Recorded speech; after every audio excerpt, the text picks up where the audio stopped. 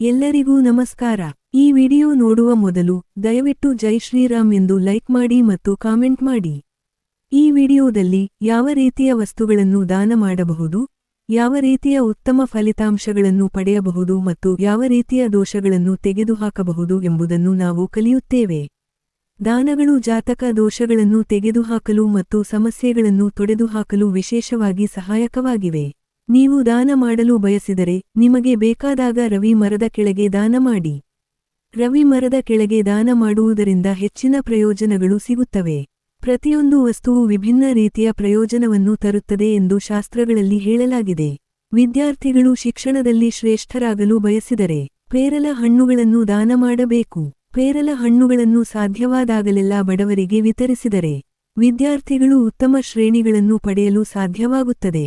ಅಲ್ಲದೆ ನೀವು ಸಮಾಜದಲ್ಲಿ ಗೌರವ, ಖ್ಯಾತಿ ಮತ್ತು ಖ್ಯಾತಿಯನ್ನು ಪಡೆಯಲು ಬಯಸಿದರೆ ನೀವು ವೇದ ವಿದ್ವಾಂಸರು ಅಥವಾ ಶಿಕ್ಷಕರಿಗೆ ಪಾದರಕ್ಷೆಗಳನ್ನು ದಾನ ಮಾಡಬೇಕು ಅಥವಾ ಪಾದರಕ್ಷೆಗಳನ್ನು ದಾನ ಮಾಡಬೇಕು. ಅಲ್ಲದೆ ಅನೇಕ ಕುಟುಂಬ ವಿವಾದಗಳಿದ್ದರೆ ಮತ್ತು ಕುಟುಂಬ ಸದಸ್ಯರು ಜಗಳವಾಡುತ್ತಿದ್ದರೆ ಆ ಘರ್ಷಣೆಗಳನ್ನು ತೊಡೆದುಹಾಕಲು ನೀವು ದೇವಾಲಯಗಳಲ್ಲಿ ದೀಪ ಪೂಜೆಗಾಗಿ ಹತ್ತಿ ಕಡ್ಡಿಗಳನ್ನು ದಾನ ಮಾಡಬೇಕು. ನಿಮ್ಮ ಹತ್ತಿರದ ದೇವಸ್ಥಾನಕ್ಕೆ ಹೋಗಿ ದೇವಸ್ಥಾನದಲ್ಲಿ ದೀಪಗಳಿಗೆ ಹತ್ತಿ ಕಡ್ಡಿಗಳನ್ನು ದಾನ ಮಾಡಿದರೆ ಕೌಟುಂಬಿಕ ಕಲಹಗಳು ಕಡಿಮೆಯಾಗುತ್ತವೆ. ಅಲ್ಲದೆ ಕುಟುಂಬದಲ್ಲಿ ಸ್ವಲ್ಪ ಮನಸ್ಸಿನ ಶಾಂತಿ ಇದ್ದರೆ, ಯಾವುದೇ ಸದಸ್ಯರು ಅಶಾಂತಿಯಿಂದ ಇದ್ದಾಗ ಒಮ್ಮೆ ಸಕ್ಕರೆ ದಾನ ಮಾಡಿ. ಆಗ ಕುಟುಂಬದಲ್ಲಿ ಶಾಂತಿ ಹೆಚ್ಚಾಗುತ್ತದೆ. ಜನರ ಮುಂದೆ ಬಹಳಷ್ಟು ಅಳುತ್ತಿದ್ದರೆ ನಂತರ ಬೂದಿ ಸೋರೆಕಾಯಿ ದಾನ ಮಾಡಿ.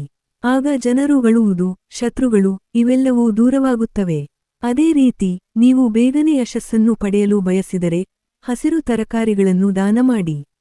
ಶಿಕ್ಷಣ, ಉದ್ಯೋಗ, ವ್ಯವಹಾರ ಕ್ಷೇತ್ರಗಳಲ್ಲಿ ಮಾತ್ರವಲ್ಲದೆ ಯಾವುದೇ ಕ್ಷೇತ್ರದಲ್ಲಿಯೂ ಸಹ ನೀವು ನಿಮ್ಮ ಯೋಜಿತ ಕಾರ್ಯಗಳನ್ನು ತ್ವರಿತವಾಗಿ ಪೂರ್ಣಗೊಳಿಸಲು ಬಯಸಿದರೆ ಹಸಿರು ತರಕಾರಿಗಳನ್ನು ದಾನ ಮಾಡಬೇಕು.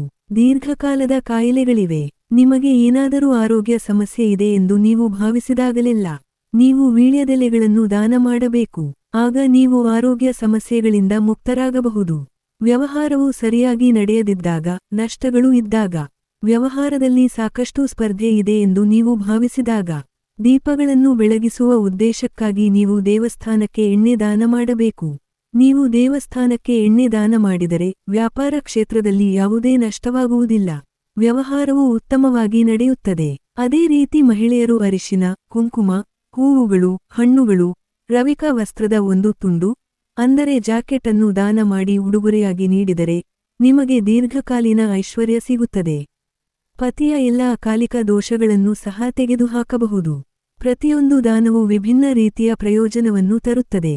ನೈಸರ್ಗಿಕ ಮಸಾಲೆಗಳು, ವರ್ಣರಂಜಿತ ಬಟ್ಟೆಗಳು, ಹಾಲು, ಮೊಸರು, ಸಕ್ಕರೆ ಇತ್ಯಾದಿಗಳನ್ನು ದಾನ ಮಾಡುವ ಮೂಲಕ ನೀವು ಹೆಚ್ಚಿನ ನಕಾರಾತ್ಮಕ ಫಲಿತಾಂಶಗಳನ್ನು ತೊಡೆದುಹಾಕಬಹುದು ಮತ್ತು ಅಪೇಕ್ಷಿತ ಫಲಿತಾಂಶಗಳನ್ನು ಪಡೆಯಬಹುದು. ನಿಮಗೆ ಶನಿ ದೋಷಗಳಿದ್ದರೆ ಛತ್ರಿ ದಾನ ಮಾಡುವ ಮೂಲಕ ನೀವು ಹೆಚ್ಚಿನ ಶನಿ ದೋಷಗಳನ್ನು ಸುಲಭವಾಗಿ ತೊಡೆದುಹಾಕಬಹುದು. ಈ ರೀತಿಯ ದಾನಗಳನ್ನು ನೀಡಿ ಎಲ್ಲಾ ಶುಭಗಳನ್ನು ಸಾಧಿಸಿ. ನೀವು ಈ ವಿಡಿಯೋವನ್ನು ಇಷ್ಟಪಟ್ಟರೆ ದಯವಿಟ್ಟು ಇದನ್ನು ಲೈಕ್ ಮಾಡಿ ಮತ್ತು ಈ ರೀತಿಯ ಹೆಚ್ಚಿನ ವಿಡಿಯೋಗಳನ್ನು ಪಡೆಯಲು ನೀವು ಬಯಸಿದರೆ ಚಂದಾದಾರರಾಗಲು ಮರೆಯಬೇಡಿ. ಜೈ ಶ್ರೀರಾಮ್.